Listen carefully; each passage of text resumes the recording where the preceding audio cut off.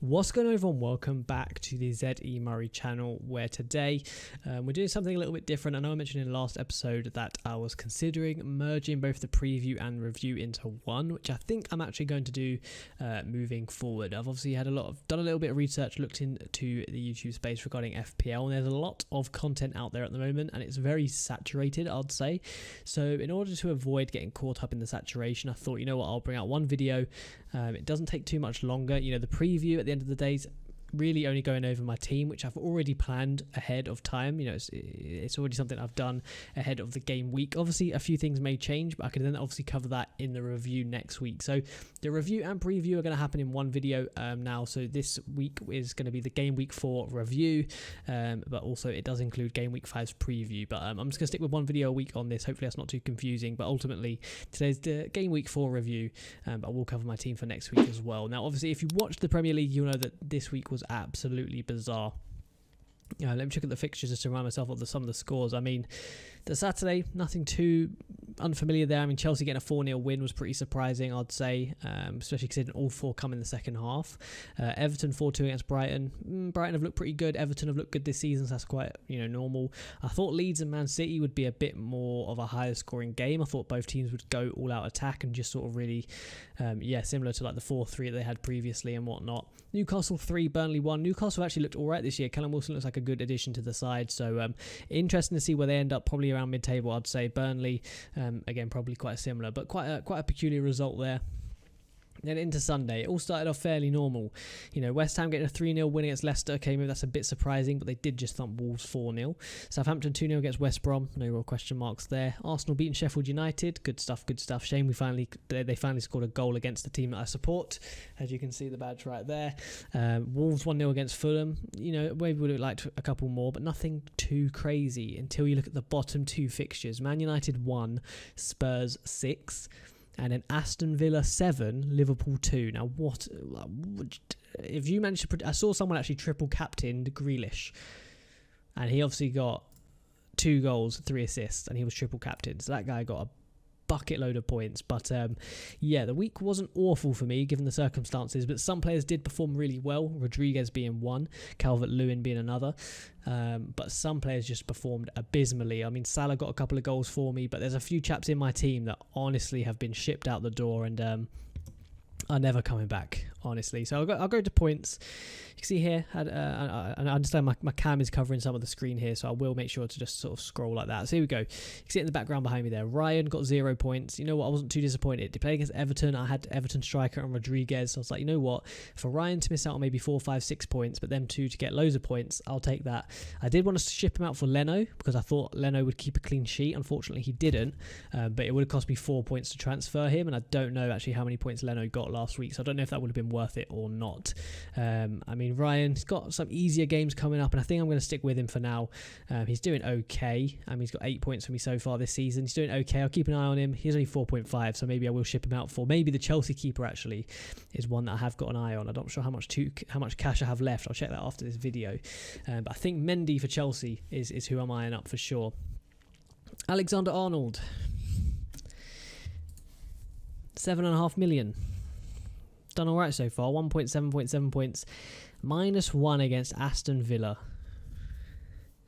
It could have been worse, I guess. I mean, considering he conceded 7, he did get only -1. I'll take it. But, well, not really, because you don't really expect that. But I imagine a lot of people probably in a similar scenario. Some had Van Dijk, some had Robertson, some had Trent as well. So, there's not much I can do about that. No one expects Aston Villa to win 7-2, right? So, it is what it is. That's just what happens. Walker-Peters. Again, good week from him. Brings his total up to 15. Got 5 against West Brom. Nice clean sheet. Good stuff. Glad I brought him in. No problems there. Mitchell got 0. Again, I feel annoyed because the 2 weeks that I've played him, he's not got points. But the teams that had him on my bench, he was bagging points. So I'm going to keep him in. He's only 4.1 million. I think it's worth keeping him in. I know a lot of people have him. There you go. What's that? 26% of people have him. I think it's worth keeping him around. So, no change there for me.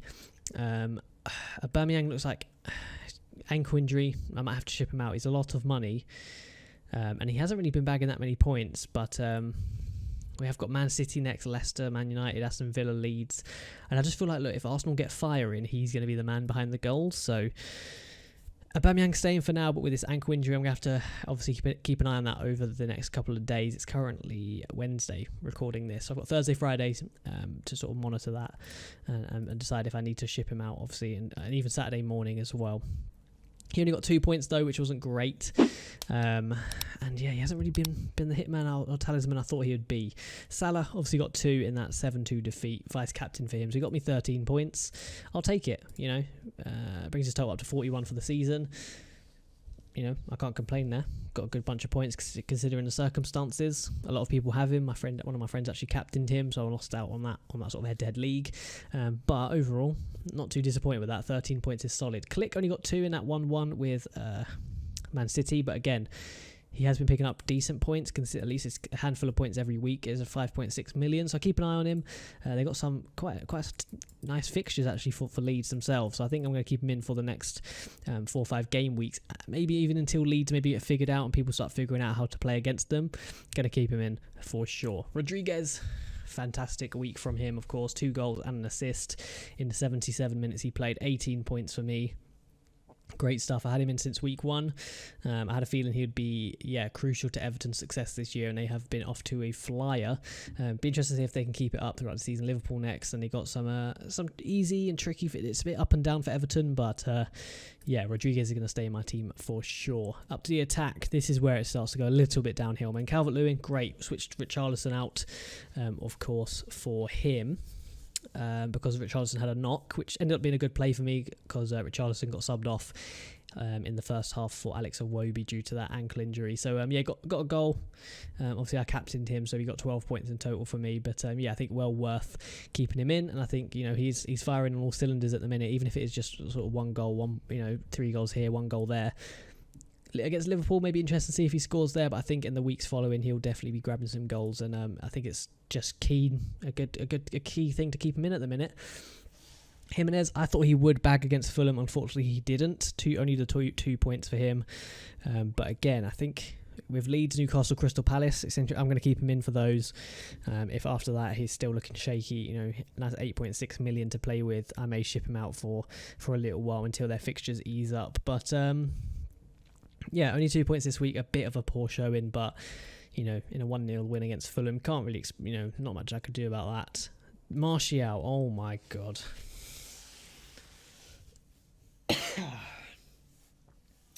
I said before the game week, this is it. This is where he needs to start showing me something.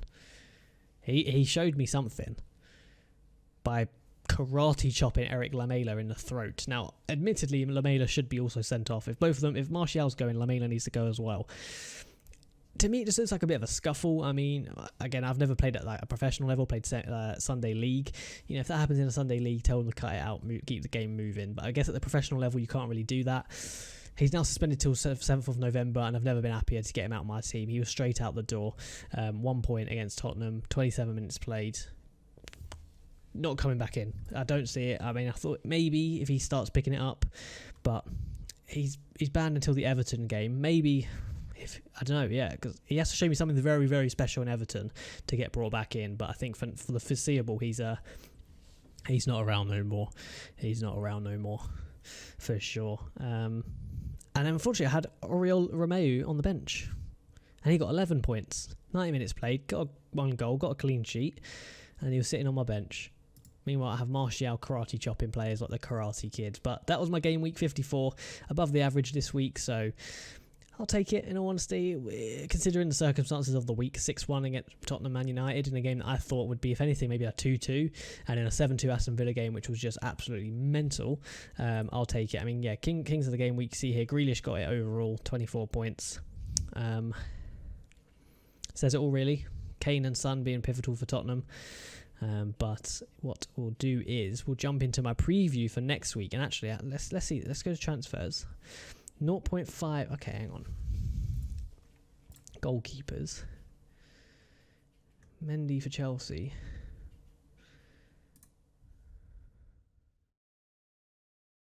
If I get him out, add Mendy in, it cost me 4 points. Is that worth it for me? I think it might be, I think I'm going to do it. I'm going to pay the 4 points. I'm doing it. That's it. Right, here we go. This is my game week 4, game week 5. You just saw there I switched out Ryan for Mendy in goal. I think it's going to work out. You know, I loved Ryan. He was doing great.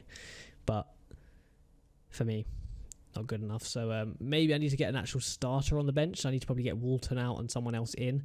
But I've got no more money now, I don't think. So, yeah, I'll see if I can make that work. But Mendy in goal. Trent sticking by him, Walker-Peters and Mitchell as my back 3. Walker-Peters against Chelsea is maybe a bit of a question mark, but Douglas doesn't play, neither does Bernardo, so kind of just got to keep him in. Mitchell against Brighton is an interesting one. Could be, I can see that going either way. Both teams look pretty solid this year. Mendy against Southampton may concede a few goals, but I think overall maybe might, at the same time, if Chelsea perform the way they did on the weekend, maybe could keep a clean sheet. Salah staying on the left-hand side. I've brought in Ximenez Son. Yeah, that's the big one. Martial went out. Son came in. Obviously, Click also went out. And I guess in a weird way, the positions are switched around. But Click went out, Bamford came in. Martial went out, Son came in. But I just sort of switched, obviously, the midfielders and attackers around. So my midfield's now Salah, Son, Rodriguez, Aubameyang. If Aubameyang starts picking up the form, that could be a midfield that picks me up a lot of points. And I think I'm actually going to captain Son against West Ham. Captain. Yeah, I feel happy doing that. Who do I make my vice captain though? Maybe just Salah. Apologies there as I get a delivery, but I was saying, yeah, my vice captain is going to be Salah. I think, you know, as good as Everton have been, you still fancy a chance for Salah to do something every game, week in, week out. So for now, that's what I'm going to do. But of course, yeah, my midfield: Salah, Son, Rodriguez, Aubameyang.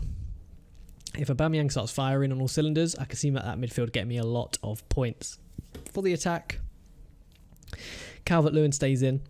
Ximenez and Bamford. Bamford is my new addition. I mean, he's got 7, 14, 8, only 1 against City, but, you know, 5.8 million, he's getting quite a few points at the minute. 25% of people have him in. I'll take it. I'm keeping him in. So that's my team for the upcoming game week. Of course, this may change depending on Aubameyang's availability. Against Man City, I feel like we kind of do need him. But he is being played out on the left, so maybe we do just rejiggle the team and fit someone else in there. But as far as my leagues go, nothing too crazy here. I went from 580, I'm now 580 at Force 532. Went up 2 spots in this one from 67 to 65. Down quite a few spots here from 553 to 619. 6969 to 7758. In my league with just me and my other friend, went from 1st to 2nd, and in this league where it's only 2 of us, I'm also 2nd. So key thing is I'm unbeaten in my head-to-head league, and a few of my other leagues I'm doing okay, keeping it towards the top. But yeah, I need some of these big boys to start pulling in good points for me now, otherwise I'm going to start falling behind. You know, I'm already something like, what is it, 1 millionth in the world out of 7 million, so it's not looking good for me already. Want to start picking that up, at least get into, you know, six figures, 5 figures if I can. So this is where I need to start picking it up. But that is my team for game week 5 and my review for game week 4. If you did enjoy, please do hit a like. It helps out the channel a ton, helps the YouTube algorithm, and just gives me, yeah, just lets me know that you guys are enjoying the content. If there's any tips or tricks that you would like to leave me below in the FPL or regarding FPL, shall I say, please do so in the comments below. I'll get back to all of you and definitely bear it in mind. But in the meantime, I hope all you guys are keeping well, keeping safe, and I'll catch you next time.